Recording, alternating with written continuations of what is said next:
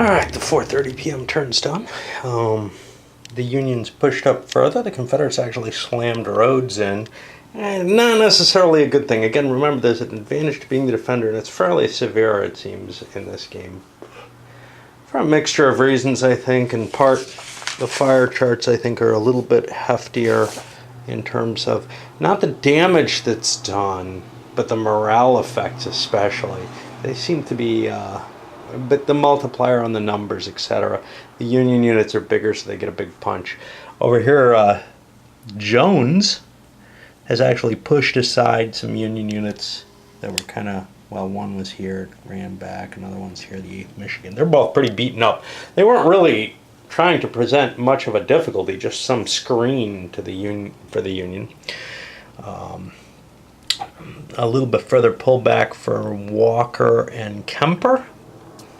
Garnett's back here. Now, his entire unit has dissolved. It's all over here, and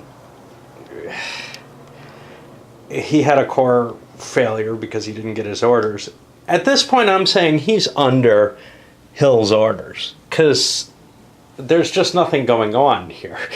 He's got no units. He got shot. He got them all shot out, so he didn't even take the stragglers from an emergency retreat or any such. All right. We're getting close to the last set of reinforcements, a big pile of stuff under Hood, and some more Union to boot.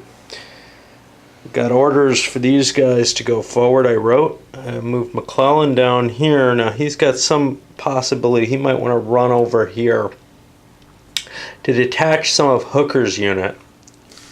There's a couple of victory point hexes up here that he can grab, and then maybe do a swing down to try to catch Turner's from behind. I've got way too many troops committed to this.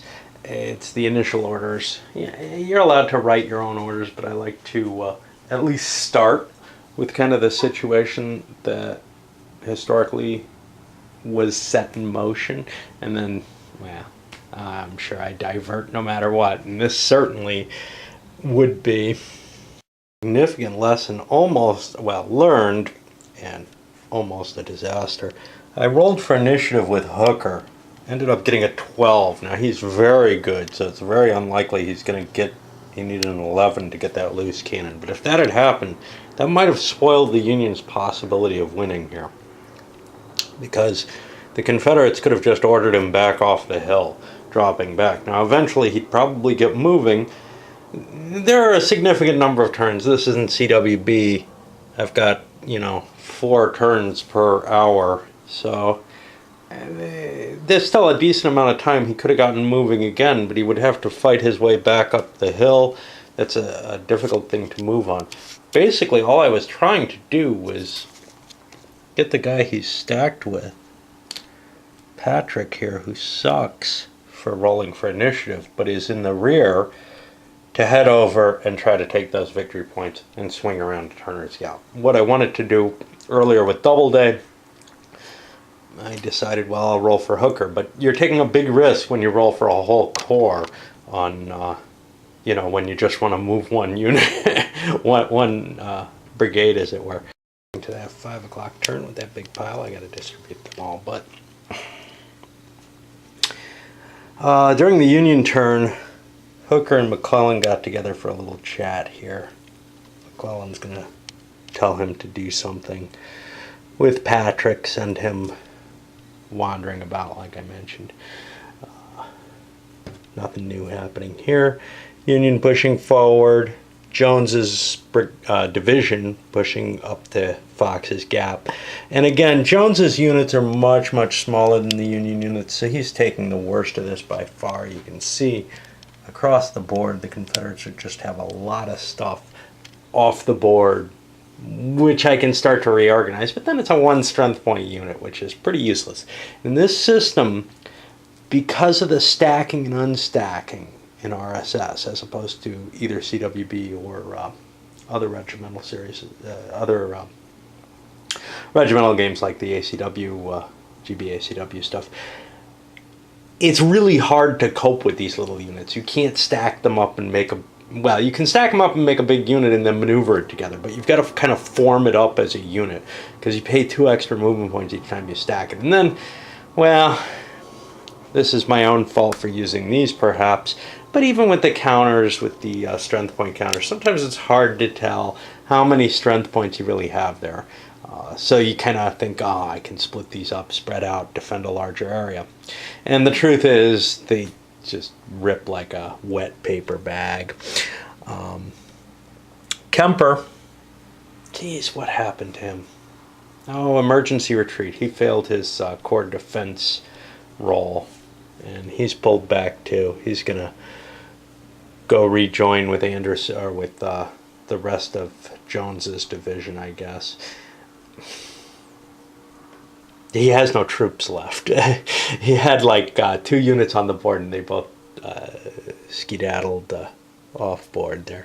So all we have left here is Walker, and he's about ready to be overrun. Up here, though, well, with Rhodes stiffening the line, the Confederates are doing a better job of holding it. But to me, it looks like Hill has to reposition, maybe fall back to defend the gap itself, and the hell with this, position on the road. The problem with that, of course, is this is providing some support if things fall apart here, or if there's an attack this way. It's providing some support for the Fox's gap position. If I recall correctly, Turner's is worth more. I probably can't hold them both anymore. Although, of course, the Union has no orders to go to Fox's Gap right now, and they keep trying to get initiative on it. Let's see. There's one strange thing about this one. There's only one scenario. Most CWB games, at least, and the big RSS games, have lots of scenarios, and they have lots of options and everything. This one, it feels a little bit less, I don't know, flexible than some of them. Let's see what we got here. That's 3626, and this is 1923, I think. 1923 is a 4-3, 3626 a 5-5. So clearly Turner's is the more important place to hold. What I may want to do is pull Jones back and see if I can get these suckers under Garland to pull back and defend Fox's better. The problem here is with defensive orders or with the basic rules, you have your brigade kind of bolted down by the headquarters, and I kind of foolishly placed myself up forward, and now I've got to get new orders to pull back just a few hexes. I can't fall back freely. That's Walker's problem too. He would love to have kind of a mobile defense and be able to give ground, but he doesn't have those orders. He has orders to defend Turner's Gap. Once he takes his defend orders, he is locked into place, right? Well, yes, because he's on individual orders. That's the problem with both of these commands. I was going to say, how did I reposition these guys? Because their headquarters is right here bolted down. I may have to shift that too, requiring an initiative for him. As I begin to kind of regain my footing with CWB style orders writing, I just wrote one McClellan to Hooker here that I kind of like. By the way, these guys accepted their order, but it's only 5 p.m. They're holding off until 5:15 to launch their attack on Turner's Gap. The order I wrote is advance through E. Moser's house, which is here. That'll give me those 2 victory point hexes. That's why I'm heading that way. Move south. The compass rose tells me this way, south. To Turner's Gap. So I'll be cutting this road, I guess. That's my intention. Once it's taken, I support the 1 Corps. This is a command actually for Patrick's little command there. In order to break through, in case they haven't made it through the gap yet, I'm thinking the 1st will probably have more or less made it through already. But just to make sure, if this is the situation I'm in or something similar to it, I'm going to wait until they break through, but I give them support. and then rejoin the core once they're connected. And it's in a D5. It may take a while to take effect there, but it seems like that's the kind of order I like, with conditionals and replacements for actions and stuff like that. They become much more complicated, but that doesn't affect whether or not they're complex orders, which is kind of a mistake. They should have made complex orders as a penalty, as well as attack orders. I know line of business, that's what I use LOB for. The line of battle series has changed complex orders to attack orders, and simple orders to move orders. Well, I would almost prefer that they keep both options. That there's a bonus for an order being simple or a penalty for being complex, as well as a bonus penalty for not attacking or attacking.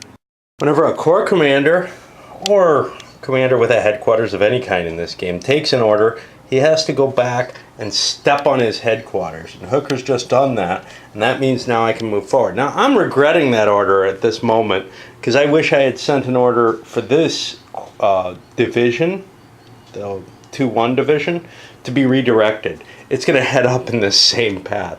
I would have liked to have redirected them up the National Road. I just got too many troops up on this hill.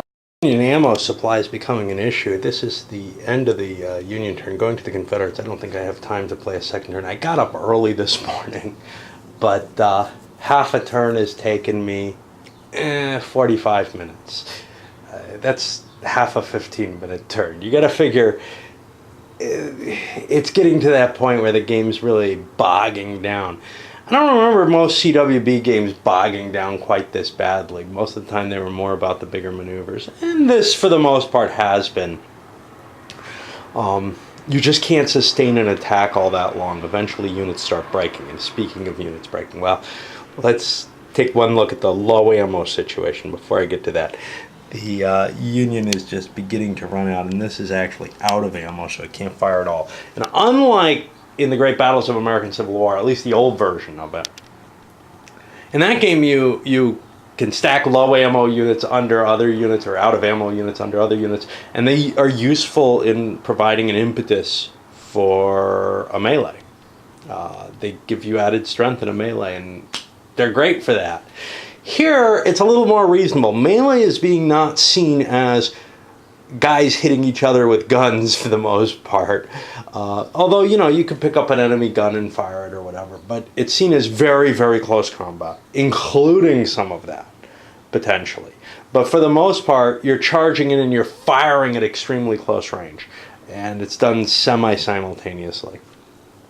And given that, being out of ammo doesn't help you in melee either. It doesn't give you any real reason you want to do that. So you react a little bit more reasonably with your troops. The problem is the 9th Corps has no supply wagon. Remember, I lost that when the bushwhacking by Jones's division happened. Okay, but the other thing, as far as I'm concerned, Walker here, he's ruined.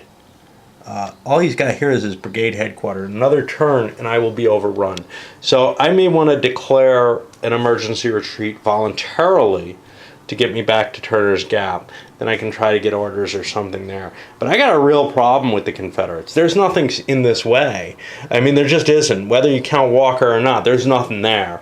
Jones's units are engaging and slowing this down, even though neither side has orders to do that, just because of proximity. Here, well, I got another big column and I don't know what to do with it. Well, I know what I want to do with it. I don't know what to do with it if it's heading up this way. But to tell you the truth, actually Rhodes and Archer, or no, Anderson, sorry, are looking like, I see the A, and I think Archer is with Rhodes. Anyway, I see them up there, and they're not in horrible shape, but they're beginning to break too. Anderson is close. He's not under divisional goals, so it's not a big deal. Rhodes is close. But it's coming to the point where Hill's command is in question. If he sees Rhodes, where is Ripley? Ripley's the one who was originally up there. Yeah, so Rhodes, Ripley, and Anderson, if those three break, there's a good chance that we're going to see Hill collapse. Because Garland, who's already broken anyway, isn't involved in this. So he wouldn't be counted in the calculations. He's on his own separate goal. Now, he's not breaking because nobody's putting any pressure on him, so he's fine. You know, he'd love to recover. This was a recovery turn. I started doing the Union recovery. Obviously, I have to do the Confederates during their turn. But yeah, it does not look good for Hill. It doesn't look like he's going to be able to hold off this attack. Turns have definitely gotten too big. I'm in one of those periods at my work where I have like 10 or 20 minutes where I'm waiting for something to load. Normally I would come in and play a turn or parts of a turn. Maybe I can do that here. But it's really tough to see. I could do if I knew I could get through, if I was going to face this a few more times today, I probably would, but I don't have any such reason to expect that I'm going to be facing a number of long loads today. So just doing, say, the orders phase and then walking away and not coming back for 6 hours or whatever isn't going to make a lot of sense. This is our image in the 5:15 turn. We got Evans's brigade.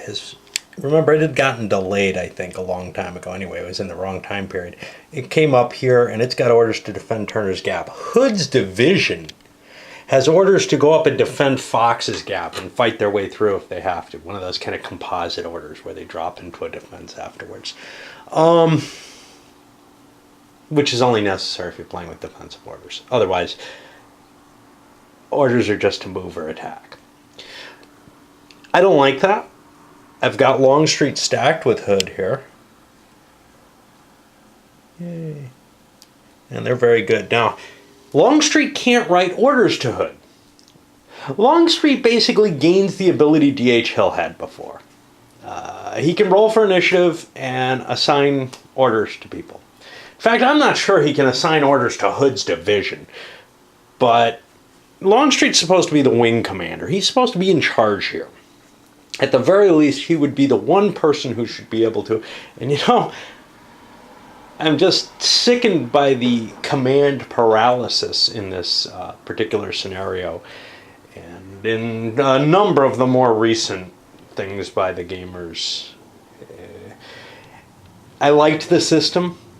I think it's going a little too far in terms of just wrecking this, where all you're able to do is roll for initiative all the time. Anyway, what he's got to do is he's got to roll for initiative to assign orders. Like I said, I don't know if he can assign to Hood. I assumed he could, and I'll probably play that way. Let's see. He may assign to any division or brigade leader. Okay. Except for D.H. Hill's division. Hill won't follow his orders. Great. But that's fine. There isn't a lot other than D.H. Hill on the board. There's Hood and Evans.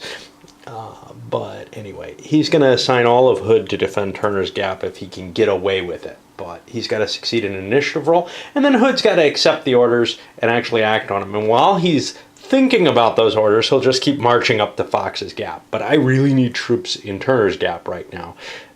Evans is an additional decent-sized brigade. You can take a better look at it here. You can see, you know, there's some moderate stuff, but it's not big. It's no bigger than, I don't know, some of those Jones brigades. And I'm more or less flocking Jones's troops up to Fox's Gap to see what they can do to hold that off. Right now, the Union has no desire to go to Fox's Gap, or no orders to go there. They would love to just wipe this stuff off the board. But they're focused on the Turner's Gap, as is everything else. So that's where we are. 5:15 is when these guys who already have accepted their orders will be released. I've got to get McClellan down here to go talk to whoever's in charge here. It looks like it's Ricketts. division. I got to get him to talk to Ricketts. Or to Hooker again, to detach Ricketts' division and send it on a divisional goal to go up the national road. I've already got Patrick heading up this way. I don't think there's going to be enough time for Patrick to be striking, but he'll at least gain these couple victory point hexes because nobody else seems to be dealing with them. I could, of course, use the Confederate Independent Unit, which just came back, to go get them if nobody big was going there. Okay, Union half of the 5:15 turn. McClellan and Hooker trying to hooker up again. Hooker was a little further away this time, and his command post is further away. So he's going to have a harder time. They're not together, so the in-person verbal doesn't go off this round. And then Hooker is going... I should actually be considering moving McClellan's command post up near Hooker, because he's the person I can give commands to, but I didn't do that. But then Hooker is going to have to take 2 turns to move back to his headquarters, which is stuck up here. You can see that Union attack isn't working all that well. There's a big hole in it. There was some artillery there that drove them back, but on the other hand, they drove the artillery back too. So they've knocked some holes in the Confederate line. It's just there's a little bit of density to that Confederate line, so it's not just falling apart. The attack here, this is what is to become the Iron Brigade after this battle, really. This is not a good attack to be making. If they succeed in this, they earn their title. If not, well, they'll probably be so decimated that they're not going to get anything. They'll just be a pointless attack. But over here, the 9th Corps, although you can see the ammo drains are really causing a cost on it. And it's hard to resupply. So like this guy's driven back. He's low ammo. He's got a supply wagon within range. He could actually resupply if he wasn't within 4 of the Confederate units. Anyway, you can see the... Oh, I'm dripping. Yeah, it's a hot day. It was hot yesterday and it didn't hit me, but today it is. I don't know. Anyway, you can see the Union low ammo issues are becoming a serious problem over there. I forgot to roll for this routed unit. Hey, it finally clears up. Now it's got to find its home. I don't know whose it is. But we'll face him that way just in case something terrible happens. I've been cheating though, I found out. I had forgotten. You gotta be in regular command. The damn command rules for this one, and like I've said a couple of times, a number of the more recent games that have come out from the gamers on the Civil War are really annoying. In this particular case, because everything's off on its own little brigade goals for the Confederates especially, or at least, they actually can't recover stragglers. So this force should not be, it should be almost non-existent at this point. It should have had to have been recalled. I'm going to continue playing the way I have been, in part because I really don't believe that a force sent off on a task necessarily would melt away that. It would be unable to reform in its general area, that they would have to pull back to the main command. I understand the general reason for that, but I'll tell you, when you start having, you know, a game that has brigades spread all over hither and yon, it's just a pain in the ass no matter what. Although it would be easier not to have to roll for those. I've had it down here too. The guys down here have been recovering. I noticed it with this one and said, oh, I got to take that off. And I said, the hell with it. What are the Union's chance? Well, for one thing, I found out these guns aren't going up this hill. There's no road except down here. And not that they have to stay on the road, but they can't go on this slope terrain, and they can't go over the extreme slopes, the double lines. So they're not going up. Pretty much Union isn't using guns at all. The Confederates are almost out of ammo, down to 16 ammo points. And this has always been something that kind of confused me about the CWB. If you're out of ammo, I think you suffer the same effect as if you fire at without being able to trace, which is it costs you half. But that's not absolutely certain. You're only half strength. That's how I've always played it. But this one starts getting weird because there's no ammo markers on the guns, and then there's this whole additional supply system that like actually tracks the ammo, and guns do run out of ammo with that.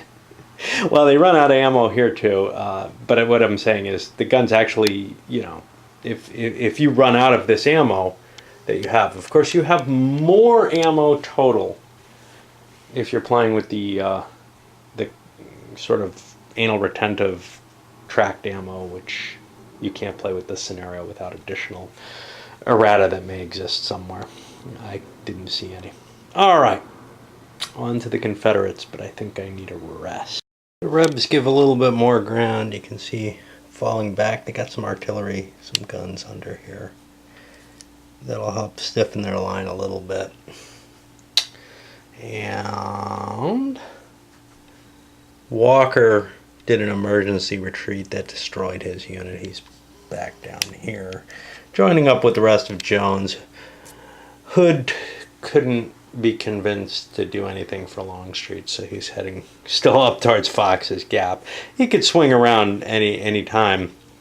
There's a long trail going here, so he could bolster this, but otherwise Evans is not going to be sufficient to hold that pass, I don't think.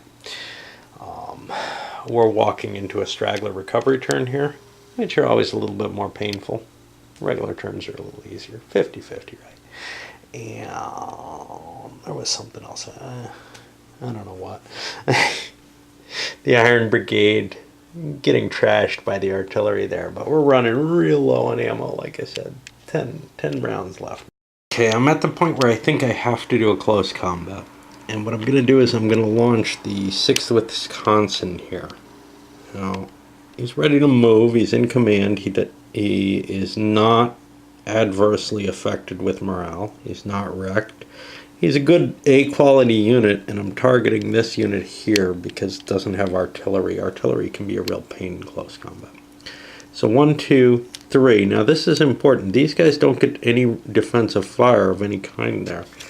That's 3. 4, 5 into that hex plus 1 for the close combat entrance. 6. Whoop. Okay. Great. Now we follow the sequence here where the defender is going to be able to fire first. This is like a normal fire, except we use the close combat tables here. And that means we have to look up the 23rd Georgia, which is at full strength here. 5 strength points. It is rifles. Rifles in close combat are times 3. So it's going to have a strength of 15. And at this point, I don't worry about the morale check yet. Whoop. Sorry about that speedy action. Okay, so with a 15 and a 10, I'm going to be causing 1 hit. And I'm on an A, which isn't going to cause any additional stragglers. So now I find my 6th Wisconsin. I seem to put a T in there. And it takes a hit. And we mark the straggler that was present before. Forward. Now the next thing we do is the attacker gets to conduct fire combat as well. Okay. That's my 6th Wisconsin coming in there. He's only got 5 strength points, so he's just he's a rifled unit. He's tripled. He's going to be a 15 as well. He's got a shift against him because he's going uphill here. When you're going up one of these slopes over here, and that's what one of those heavier lines represents, you get a shift against you. So he's not going to get as good a fire, and he doesn't roll anywhere near as well. So he's going to cause a morale check -2. Well, that doesn't take effect yet, but we do remember that -2, I believe. No, we don't. Now, the attacker has to check morale at 6 levels down. He's still an A-quality unit. Nothing special happened. He didn't wreck or anything like that. He's not past this check mark.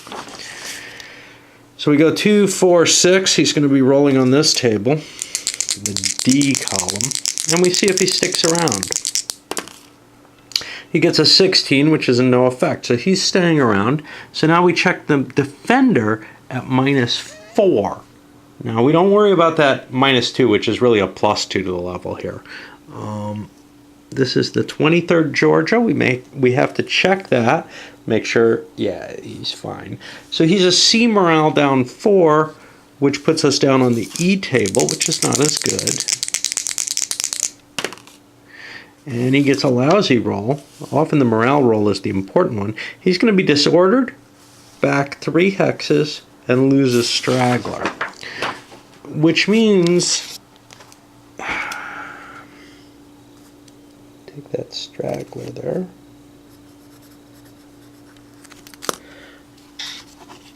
We disorder him. And he has to flee 3 hexes. And now the Union troops are able to position themselves so that they have flanking fire on the artillery. And that's why I did it. I figured I would have a better chance of sticking around than the Confederates did. It wasn't an obvious thing. I actually thought I had more strength points there.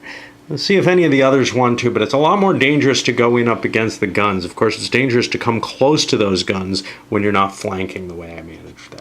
After handling some of the defensive fire and evaporating Evans's one unit that was engaged here, we're back in this area here against Colquitt. And I rolled a massive roll, a 10. I was on the 30 table with 2 shifts. That's 3 hits on that 6th Georgia, I think it is. A big straggle. That was only 1 because he was a high enough morale. Oh, no, it's higher than 1. Yeah, that was 2 more straggles on that thing. Yeah. The actual unit is gone. I forgot I'm on the higher than the 1 table there. But the interesting thing, or really interesting thing, is we get a rout. And I'm just showing you how bad this is. Now, these guns have to limber. We haven't seen this before. So they get to roll on the gun loss table, and they'll roll a die. If in any rocky or boulder or cross extreme slope, woods or forest, close combat. So we've got a slope, but not an extreme slope. So we're rolling just on the normal table here. This is kind of nice. They didn't used to have all these. They just was you roll a die and you lost a bunch of guns. I'm going to lose one of my guns to capture in that route. The rest get away. Pleasant terrain to route through. I can withdraw him because he can move and he'll be shaken for being have his move disrupted. But this poor sucker comes along and routes with my guns. And we'll take Colquitt with us for whatever value that is. But you can see the Iron Brigade is doing its job. It's breaking up the hardest, toughest nut on the Confederate line. And it's doing it without really breaking a sweat. It's taken some casualties. There's no question. I mean, you can't charge guns without taking some casualties. But they've really smacked a pretty big hole in that front. And as we push into... And yeah, I damaged my map by dripping on it. It's funny. I'm not sweating until I start playing for a while. If I'm sitting on the computer or anywhere else. This room's a little hotter, I think, but anyway. The Union is definitely making some headway here, pushing a couple of holes in the line. Obviously, cutting, the Iron Brigade's doing its damage. The 9th Corps is getting itself into position, to wipe out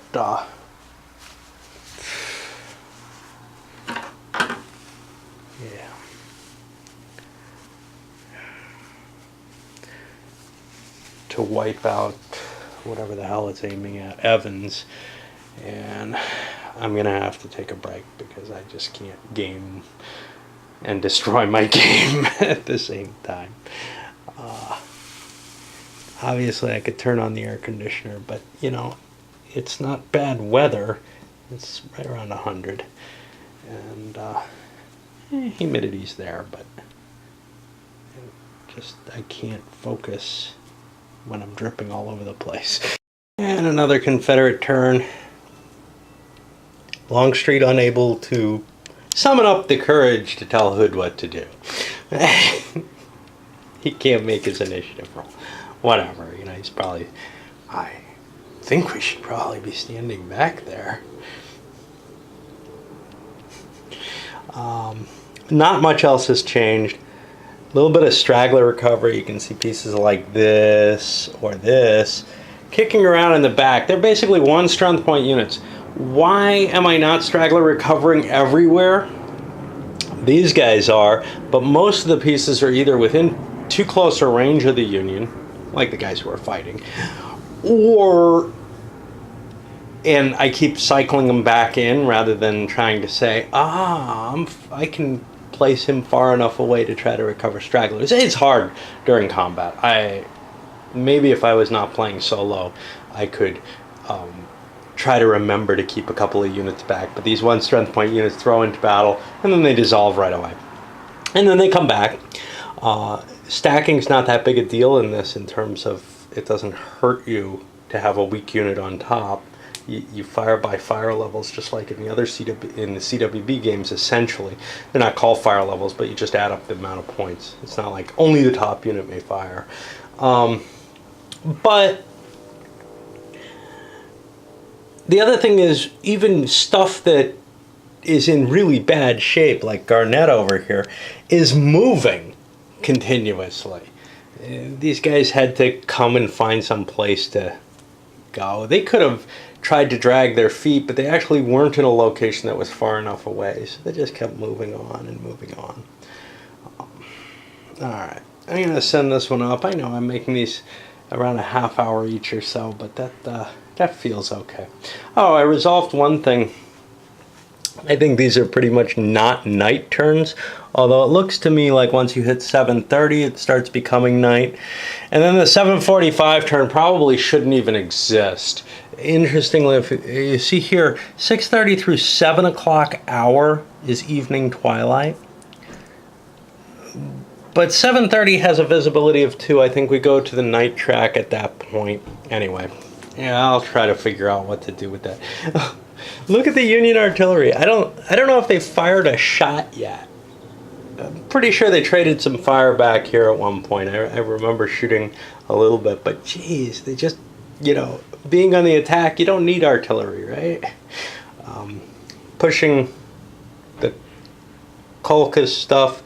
The Confederates tried to build a line here. It got shoved right back. It's a hard situation to face this kind of numbers against you.